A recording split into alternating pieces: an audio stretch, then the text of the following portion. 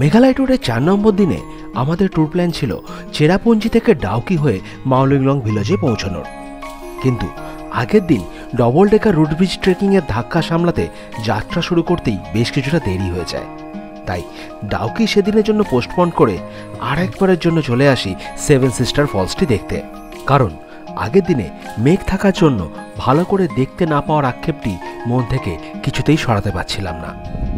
ওই যে দূরে একটা ধারা, দেন দুটো, তিনটে, চারটে, পাঁচটা, ছটা, আর নিচের দিকে 7টা।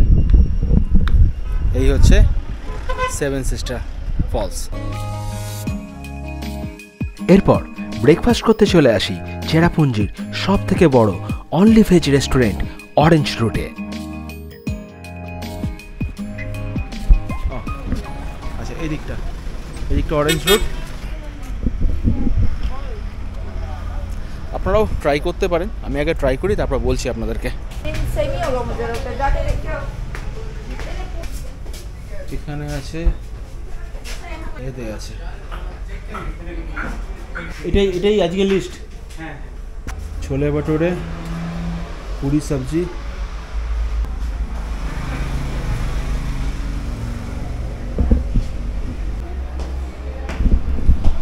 জাস্ট পাশে অর্ডারটা করলাম, আগে বিল পেমেন্ট, দেন এখানে আমরা গিয়ে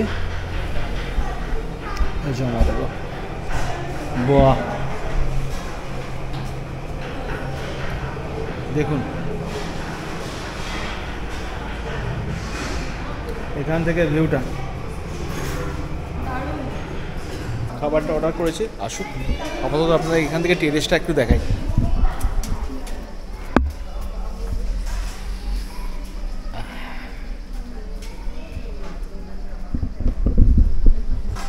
দারুণ কিন্তু এই রেস্টুরেন্টটা। আপাতত লুকস ওয়াইজ বলুন, প্লেস বলুন, সামনের ভিউ বলুন, এটা এই এলাকার সব থেকে বড় রেস্টুরেন্ট। তবে এখানে সবই ভেজ পাবেন, নন ভেজের জন্য আরও একটু এগিয়ে যেতে হবে, মানে এই রুটটাতে আরও একটু চেরাপুঞ্জির দিকে। সেখানে আপনি পাবেন, একটা নাম আছে, পিঙ্ক লিপ আছে, তারপরে আরও আছে আশপাশে কয়েকটা, আপনি গেলেই দেখতে পাবেন। সেইগুলোতেও আপনি নন ভেজটা পেয়ে যাবেন। এসে গেছে আমাদের খাবার, ছোলে ভটোরে, মশলা ধোসা, পুরি সবজি, ছোলে ভটোরে। সিরিয়াসলি খুব ভালো খেলাম, মাস্ট রেকমেন্ডেড। চেরাপুঞ্জি এলে অরেঞ্জ রুটে অবশ্যই খেতে পারেন, পিওর ভেজ, কিন্তু খুব সুন্দর খাবারগুলো। গাড়িতে উঠছি, একটু রেস্ট নেবো, ততক্ষণ আপনারা একটু বাইরের দৃশ্যটা দেখতে থাকুন।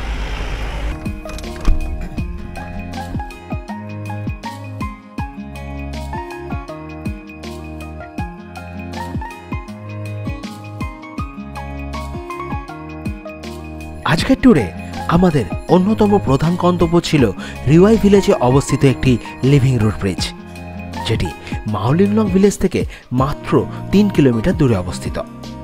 এবং চেরাপুঞ্জি থেকে রিওয়াই ভিলেজ কিন্তু 79 কিলোমিটার দূরে। সময় লাগবে 2.5 ঘন্টারও বেশি। তবে মাঝের এই রাস্তা এক কথায় অসাধারণ।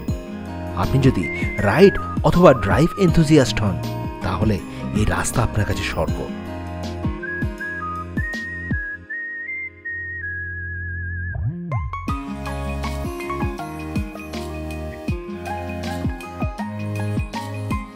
আর এতটা লম্বা ড্রাইভে একটা ট্রি ব্রেক তো নিতেই হবে।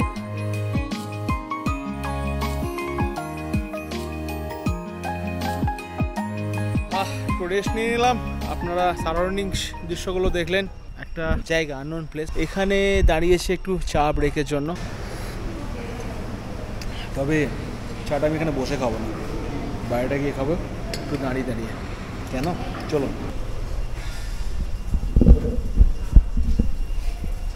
এই বারান্দাটায় এই ভিউটা দেখতে দেখতে চাটা খাবো।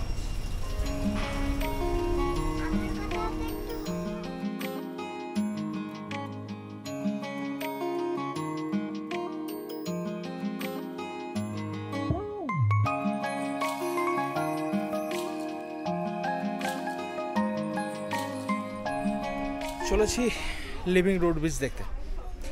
এই জাস্ট একটু আগে পেছনে আমরা গাড়িটাকে রেখেছি।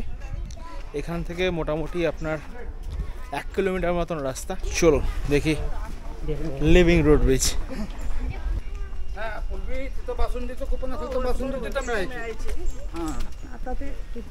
সোমালি, পাহাড়ি গ্রামগুলোর ক্যারেক্টার একই রকম হয় বল?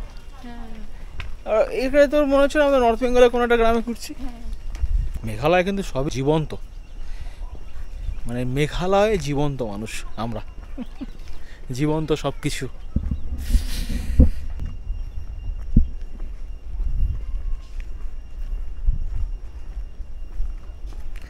ওকে, এইদিকে রাস্তাটাই তো রে, না ডান দিকে?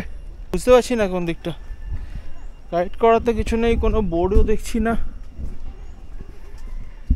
ওইদিকে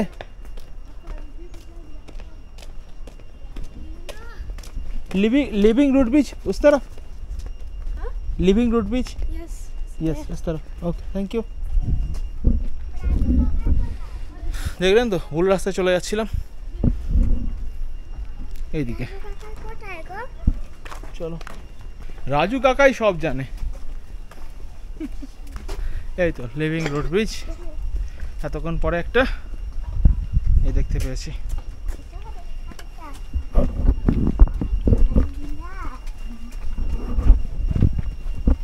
এই পোকার আওয়াজটা গোটা মেঘালয় জুড়ে আছে. সব থেকে বেশি পেয়েছি ওই মৌসুমাই কেভে বল, সত্যি একদম.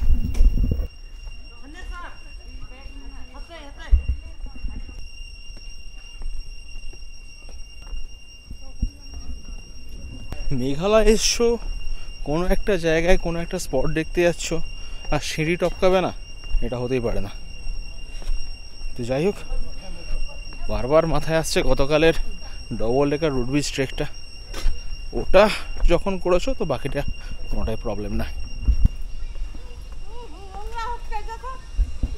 ওই একটু নামার পরেই এই যে পেছনে কিছু দোকান আছে, নর্মাল ফুড যেমন থাকে বা ছিল আগের ট্রেকগুলোতে. এখানেও কিছু লাঠি আছে, 10 টাকা করে আপনি ভাড়া নিতে পারেন. ডবল ডেকারে 20 টাকা নিয়েছিল. তবে কয়েকজনের কাছ থেকে শুনলাম খুব একটা দূরে না, কাছেই আছে. অতএব সময় নষ্ট না করে এগোই চলুন, কারণ এরপরে আমাদের আবার কিছু স্পট বাকি আছে.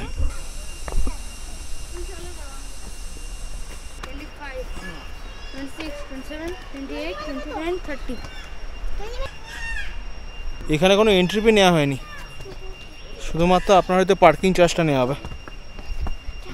যদি নেওয়া হয় বলবো. হ্যাঁ, ভেবেছিলাম এন্ট্রি ফিজ নেই, না এন্ট্রি ফিজ আছে. এই তো সামনে. উল্টে আমাকে গোপ্রোর জন্য 20 টাকা এক্সট্রা খরচ করতে হবে. রাস্তাটা কিন্তু নেহার সুবিধার না. এই যে দেখুন, এই দেখে পা ফেল, বলে যাবি.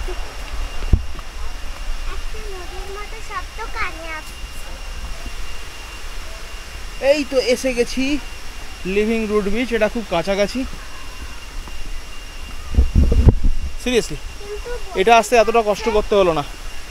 ডবল ডেকারটা, ওটা অবশ্য একটা আলাদা ট্রেকিং, ওটার মজাটাই আলাদা. ওই কষ্টের মধ্যে ওর মজা. এটা কাছাকাছি, এই যে এসে গেছি. এই জায়গাটার নাম হচ্ছে নওয়েট, NOHWET, নওয়েট. এই যে বলা হয় যারা ডবল ডেকার রুট ব্রিজটা করতে পারে না তাদের জন্য এটা একটা কনসোলেশন প্রাইজ. তো আমাদের জন্য দুটোই. তো এই হচ্ছে লিভিং রুট ব্রিজ. তবে এটা অনেকটা চওড়া. এই যে গাছ, মানে রীতিমতো আপনার এখানে রাস্তা তৈরি হয়েছে. দেখুন,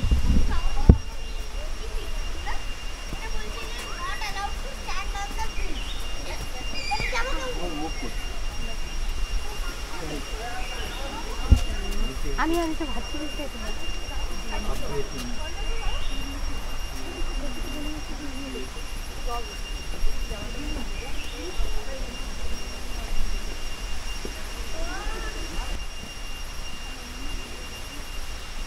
ডবল ডেকার রুট ব্রিজের থেকেও এই রুট ব্রিজটা কিন্তু একটা ব্যাপার আছে যেটা আমার চোখে লাগছে. সেটা হলো অনেকটা বেশি প্রশস্ত.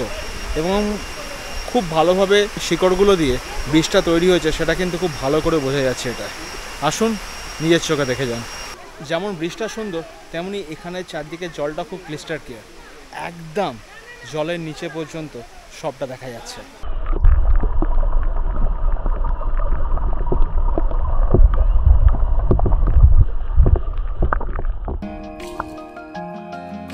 প্রথমেই বলেছিলাম রিওয়াই ভিলেজ আর মাওলিংলং ভিলেজ একেবারে কাছাকাছি অবস্থিত। বলতে পারেন দুটোর মধ্যে দূরত্ব 3 কিলোমিটারের মতো। আর ঠিক তার মাঝামাঝি আছে ব্যালেন্সিং স্টোন। চলে এসেছি ব্যালেন্সিং স্টোনের কাছে। এই যে এখানে টিকিট কেটে এই সামনেটাতেই আছে। হ্যাঁ লে লিয়া। হ্যাঁ এখানে একটা পাথর আছে, তোমাকে গিয়ে দেখি আমি বলছি তোমাকে।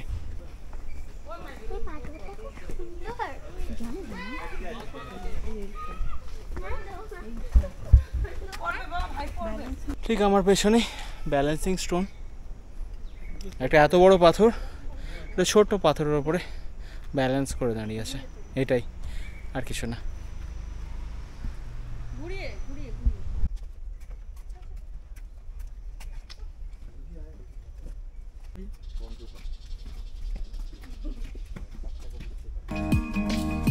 এবার চলে এলাম একেবারে পাশেই অবস্থিত বহু অপেক্ষিত মাওলিংলং ভিলেজে। 100 টাকা কার পার্কিং চার্জ দিয়ে ঢুকে পড়লাম ভেতরে। এসে গেছে মাওলিংলং ভিলেজে। এটা হচ্ছে কার পার্কিং এরিয়া, যেটা একেবারে ঢুকেই সামনে। ফার্স্ট অ্যান্ড ফরমোস্ট কাজ হচ্ছে লাঞ্চটা করতে হবে। যদিও বিকেল 4টে বাজে এখন, হালকা কিছু একটা খাবো, কারণ সেই সকালে ব্রেকফাস্ট করে বেরিয়েছি অরেঞ্জ রুট থেকে। এরপর কার পার্কিং এরিয়ার পাশেই একটি রেস্টুরেন্ট থেকে লাঞ্চ করে বেরিয়ে পড়লাম পড়ন্ত সন্ধ্যার অল্প আলোতে যতটা দেখা যায় মাওলিংলংকে সেটাই দেখতে।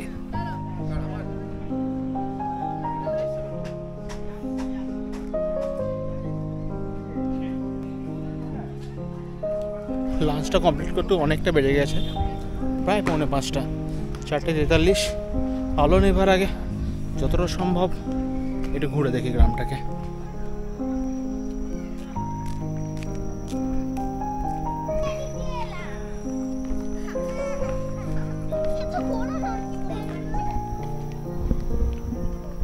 টু স্কাই ভিউ পয়েন্ট, চলো ওই দিকটায় যাওয়া যাক।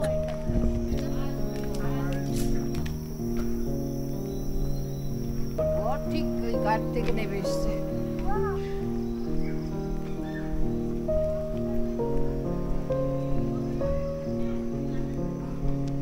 চলুন স্কাই ভিউ পয়েন্টটার দিকে যাই সামনে।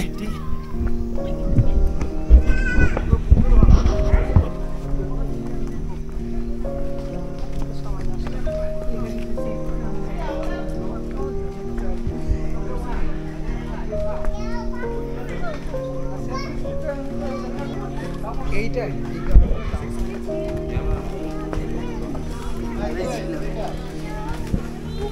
Private property visiting hour 6 AM to 6 PM, ₹30 per person। চলুন উঠি স্কাই ভিউ পয়েন্টে। বেশ ব্যাপারটা কিন্তু ইন্টারেস্টিং দেখাচ্ছি, সামনে দিকে দেখলে বুঝতে পারবেন। একটা গাছের ওপর পুরো বাঁশগুলোকে বেঁধে বেঁধে বেঁধে বেঁধে এই রুটটা তৈরি হয়েছে।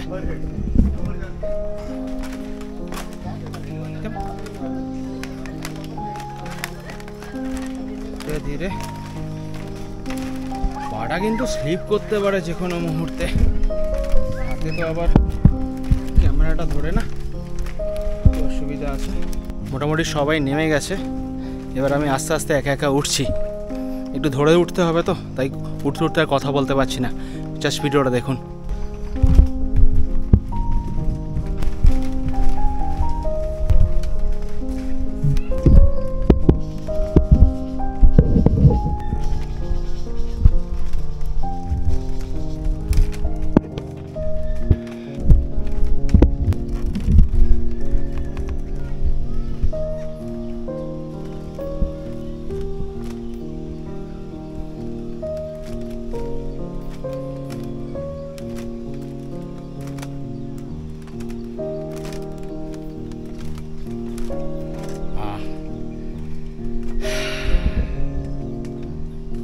সবুরে মেয়া ফলে কথা আছে, ওয়েট করলাম পুরোটা সবাই ফাঁকা হতে, একা উঠলাম ওপরটা, আপনাদেরকে খুব ভালোভাবে দেখাতে পারবো।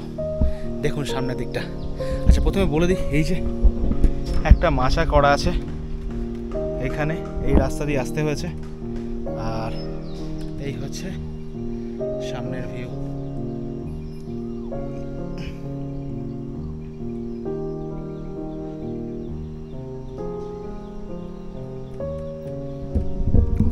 ওখান থেকে বললো যে অ্যাট এ টাইম একসঙ্গে 10 জন পর্যন্ত উঠতে পারে এই মাচার ওপর, তার বেশি ওঠাটা ঠিক নয়।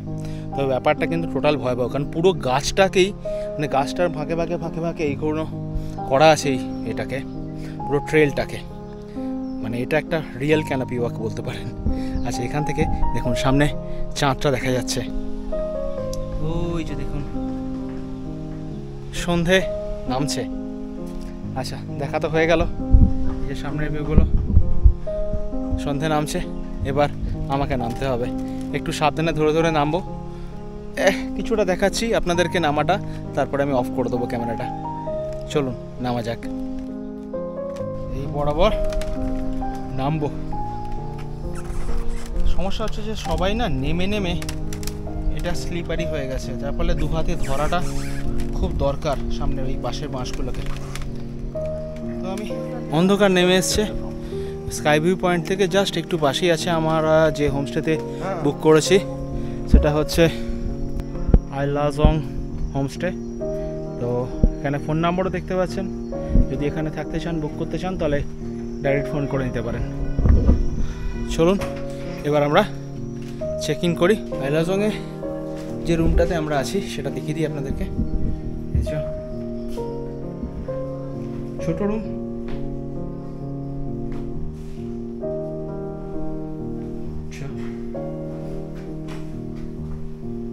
খুব সাধারণ রুম, অ্যাজ সেরকম কিছু নেই। এদিকে বাথরুমটা দেখিয়ে দিই, বাথরুমটা বেশ বড় আছে, এমনি পরিষ্কার সেরকম কিছু অসুবিধাকর নয়, ঠিকই আছে। আচ্ছা এই রুমটা আমরা বেশ কিছুদিন আগে বুক করেছিলাম, মানে সবার প্রথমে মেঘালয় ট্যুরে সবার আগে যে রুমটা বুক করেছিলাম সেটা হয়তো এই আইলাজং মাউলিংলংয়ে, কারণ সবসময় মাথায় প্লে করতো যে লিমিটেড রুম থাকতে পারে, যেহেতু একটা ভিলেজ। 1750 টাকা করে দুটো রুম আমরা বুক করেছি, তো রাজু একটা রুমে আছে, তো এক রাত্রির জন্য 3500 টাকা করে রুমে। কত জানি না কতটা ভালো দেখতে পাচ্ছেন, হাঁটতে হাঁটতে চলে এসেছি মাউলিংলং ভিলেজের শেষ প্রান্তের একটু আগে। এখানেই আমরা ডিনারটা করব, চলুন দেখে নিই ডিনারে কি থাকছে। যাচ্ছি এই রেস্টুরেন্টটাতে।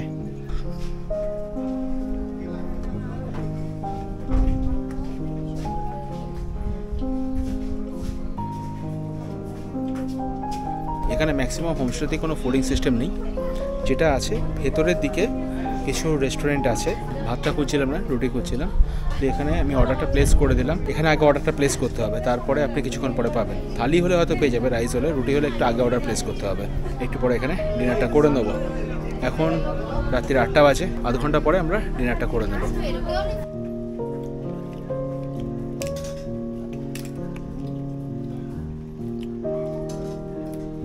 খাওয়াটা কমপ্লিট করে ফেললাম, বেশ ভালো খেলাম কিন্তু। মানে আপনারা যদি মাউলিংলংয়ে আসেন এবং এদিকটা ঘুরি, লাইটটা এদিকটা বাসছে, আপনারা যদি মাউলিংলংয়ে আসেন এবং ভেতরে কোনো রেস্টুরেন্টে খেতে যান তাহলে অবশ্যই এই রেস্টুরেন্টটা খেতে পারেন।